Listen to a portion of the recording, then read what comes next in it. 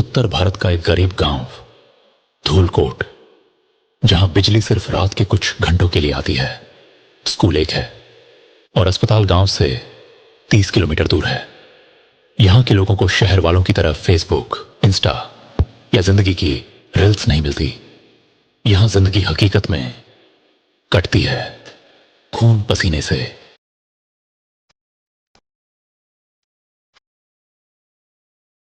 एक औरत, माया, खेतों में मजदूरी करती थी। उसका पति मर चुका था और वो गर्भवती थी। एक रात गांव की सरहद के बाहर पुरानी सूखी नदी के किनारे उसने एक बच्चे को जन्म दिया।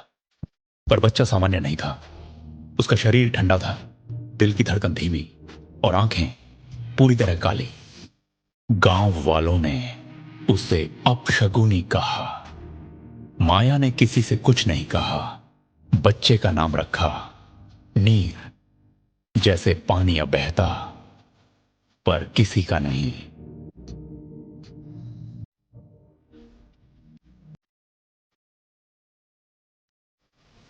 नीर की जिंदगी किसी आम बच्चे जैसी नहीं थी। वो जब 7 साल का था, तभी से उसे अपने भीतर कुछ अजीब सा महसूस होने लगा था। हर रोज सुबह वो गांव के स्कूल जाता। धूल से भरा मैदान, टूटी बेंचें और मास्टर जी की कड़क आवाज। पर उस स्कूल में पढ़ाई से ज्यादा ताना मिलते थे, जलील किया जाता था। देखो, आ गया राक्षस का बेटा, इसे स्कूल में क्यों आने देते हो? ये तो श्मशान में रहना चाहिए। अरे हाथ मत लगाओ इसे, वरना श्राप लग जाएगा।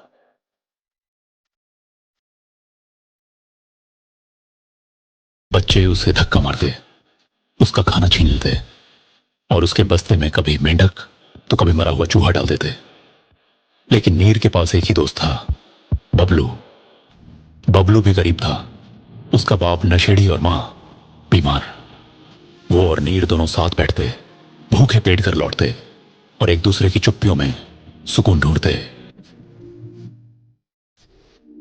नीर का घर एक झोंपड़ी जैसा था। एक कोने में टूटा पंखा और दीवारें जिनमें बारिश का पानी रिसता था। रात में जब सब सो जाते, नीर की आंखें खुल जाती, क्योंकि कमरे में आवाजें गूंजने लगती। छत से टपकती कोई परछाई, जमीन से निकलती कराहने की आवाज और एक भारी सी सिसकी, जैसे कोई उसका नाम ले रहा हो। नीर, नीर। कई बार वो डर के मारे मां के पास भागता, पर माया की आंखें हमेशा थकी और डर से भरी होती। उसने एक दिन कहा था, बेटा, जो सपने तू देखता है ना, वो तेरी किस्मत से जुड़े हैं।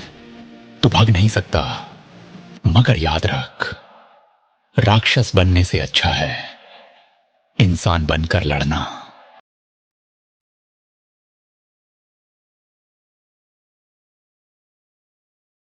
नीर अब रोज एक ही सपना देखता। एक सुनसान बर्फीला जंगल, जहां एक आदमी खड़ा होता था, सिर पर 2 घुमावदार काले सींग, आंखें राख जैसी सफेद और चेहरा ठंडा लेकिन डरावना। उसकी आवाज धीमी लेकिन हर अंग में झंझनाहट पैदा करती।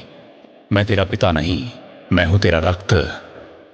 अब वक्त है जागने का। नीर, तेरे भीतर जो है वो अब बाहर आना चाहता है।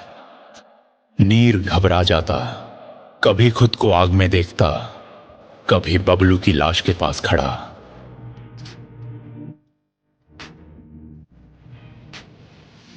एक दिन स्कूल में बबलू और नीर अकेले रह गए। शाम हो गई थी, मास्टर जी घर चले गए थे। दोनों स्कूल के पीछे आम के पेड़ के नीचे बैठकर बात कर रहे थे।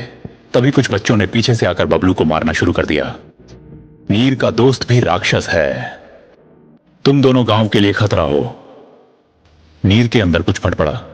उसकी आंखें काली हो गईं, सांसें गर्म हवा में बदल गईं। उसने एक बच्चे की गर्दन पकड़ ली और तभी बबलू चिल्लाया, नीर, छोड़ दे, तू ऐसा मत बन। वो एक पल को रुका और फिर भाग गया।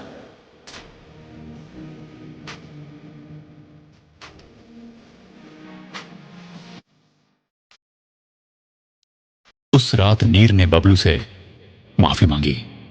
बबलू बोला, नीर, तू अलग है, लेकिन बुरा नहीं। तेरे अंदर कुछ है, शायद तू शैतान का बेटा हो, लेकिन मैं जानता हूं तू मेरा भाई है। बस ये मत भूल, राक्षस वो नहीं होता जिसके पास ताकत हो। राक्षस वो होता है जो ताकत का गलत इस्तेमाल करता है। नीर की आंखों में आंसू आ गए। उसी रात फिर वही सपना आया, लेकिन इस बार उस राग जैसे आदमी ने मुस्कुरा कर कहा, एक दोस्त की वफा से अगर तू बच गया तो सोच मेरे रक्त से क्या कर सकता है। इस दिन के बाद नीर जान गया उसका जीवन आसान नहीं होगा। हर दिन उसे अपने अंदर के राक्षस से लड़ना होगा।